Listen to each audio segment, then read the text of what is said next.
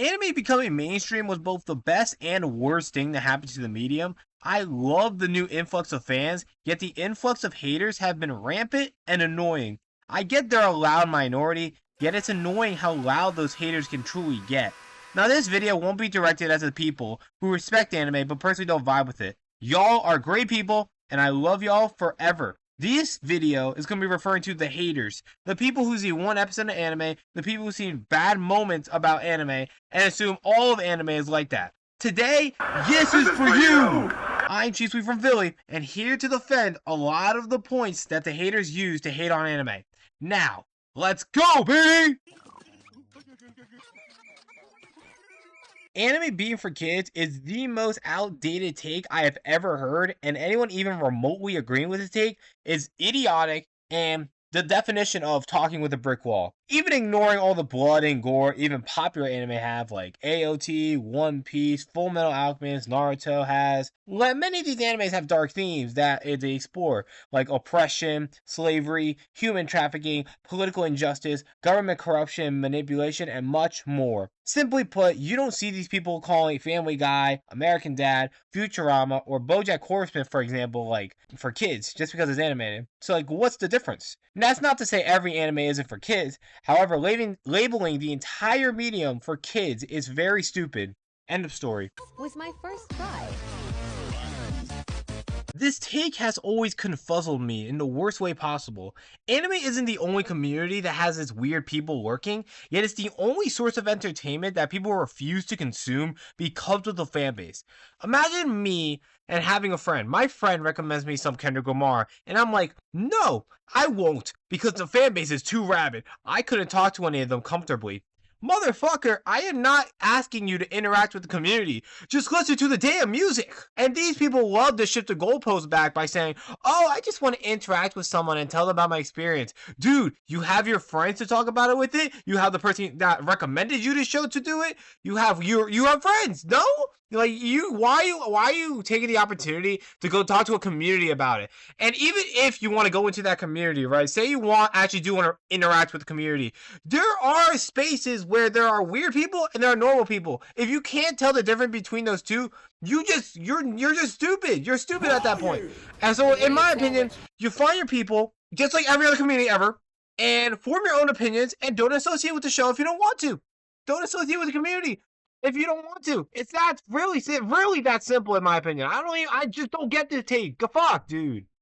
Tell this asshole if he wants to learn how to make my product, he's gotta do it my way. The right way! First off, I will defend the bit on both sides for this case. I do agree that most dubs are not that good, but there are objectively great dubs, like Yu Yu Hakusho, Frieren, JJK, Dragon Ball Z, Naruto, Full Metal Alchemist Brotherhood, just to name a few. I have seen people say anime dialogue is very over-exaggerated, however, but then I tell them that it's just shonen that does that, and then they look at me like I just lost like 15 fucking brain cells, and I'm like, bro, are you okay? And then, in my mind, not every anime has those constant over-exaggerations in the dialogue, the humor, or the animation styles that people seem to think that every anime does. It's also just to the point sometimes, watching everything in dub feels stupid. A lot of dub actors don't record their lines at the same time or the same place, so of course it's gonna suck. Dub back then was never that elevated to what it is today.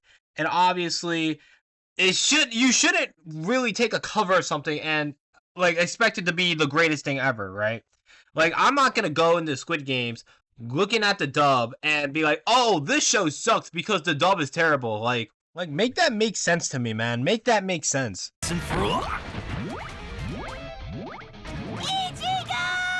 Yeah, I'm not defending this point. Some anime overuse their fan service way too much to the point where the show in question is just unwatchable. I was going to say that's just how Japanese culture works, but then I realized how fucking stupid and nerdy I sounded, and I was like, yeah, I'm not defending this. The only thing I can really say about this take is that fan service is not ingrained into every anime, just how, like, politics in your shows, like politics in your movie, that's not in every movie, right?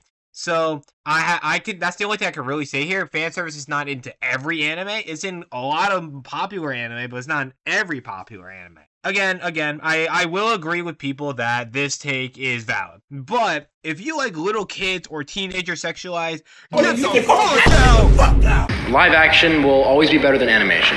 On an objective level, this is just wrong. Live action has less creative freedom, and there's only so much that CGI and special effects can create without it looking like an abomination.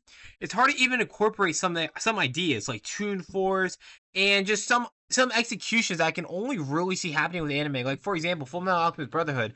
I can't see how something like alchemy be created fluidly without it looking like a total like weird abomination. And live action adaptations of animations are not terrible, and like everyone hates it, but it's not because of the idea itself, but of how soulless and unorthodox everything appears on the movie screen. This isn't to say that everything live action is soulless and unorthodox, but for me, it's a lot easier for a show to be a lot memorable with its art style and animation rather than its cinematography or its set design or anything like that. However, I do love how grounded live action is and how realistic many of its topics can be, but animation is able to achieve these feats and many more easily. Anything that live action can do, animation can do as well. So no, live action does not do everything that animation does better. So stop complaining that animated movies will be better if it was live action. Holy fuck, what's the fucking difference? Holy shit, just enjoy the movie. God damn.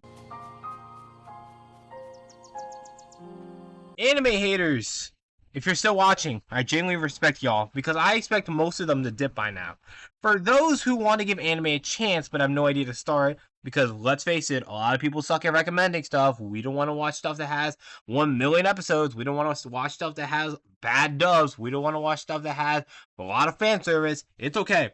I am here to show you what to recommend. Multiple genres, since we all have different tastes, different genres we prefer over others. I'll give you a little synopsis, be as quick as I can, and I won't include anime that have bad dub or excessive fan service. I'm also going to leave out horror or adventure. Either I don't know about that much horror, and adventures, the best ones are long. Simple as that. Anyways, for now, let's go, baby! Starting off with action, I got 3 recommendations for you. First is Full Metal Alchemist Brotherhood, a story where Edward Elric and Alphonse Elric broke alchemy's biggest taboo and are on a journey to get their bodies back. Second is Bakano, a show about an immortal man named Quates who creates a new immortality elixir, loses it, and goes around being drugged by multiple people in the 1930s mafia setting world. Lastly, we have The Great Pretender. An amateur Japanese swindler attempts to rob a clueless French tourist and then gets pulled into one of the biggest swindle jobs in the entire world. There are only 2 anime here that I would fully recommend if you want pure romance. First, we have Given, about the struggle of letting go of grief as well as being able to accept death and move on with a new love interest, all while having some kick-ass band songs. The other recommendation I'm going to give you is Fruits Basket 2019. It's about Tora Hondu meeting a secret clan of people who, when hugged by the opposite sex, turn into animals. This is a very slow burn romance, so yeah. So in terms of pure comedies, I can't really give any recommendations except for Kaguya-sama Love is War, which is a rom-com where the vice president and president of a school are both in love with each other, but whoever confesses their love first loses.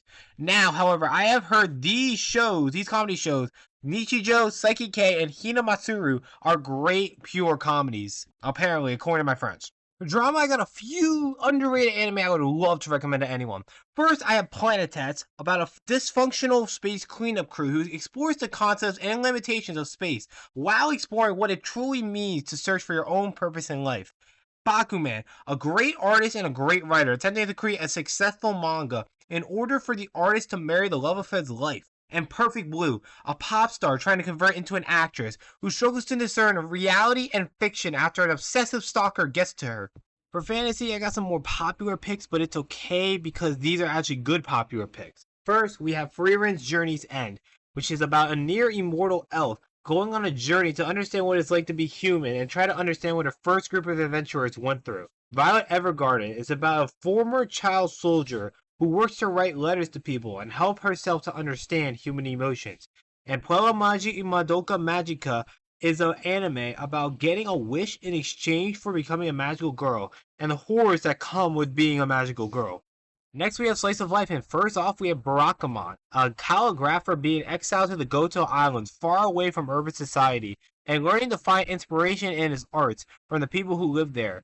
Next, we have Mob Psycho 100, a kid named Mob, trying to live a normal life despite possessing psychic powers that teeter to insanity if his emotional state becomes unstable. And lastly, we have Mushishi, about Ginkgo exploring life at its purest form, named Mushi, and the rare sightings of Mushi that he comes across. Lastly, we have mysteries. First, we have Link Click, about Cheng and Lu using special abilities to enter photos and uncover mysteries of people's lives. Next, we have Serial Experiments Lane, a show about Lane discovering the real world and the wild world slowly connecting with each other after the suicide of one of her classmates. Lastly, we have High Bane Remain, about a newly born angel named Raka learning about life and self discovery within a town full of mysteries.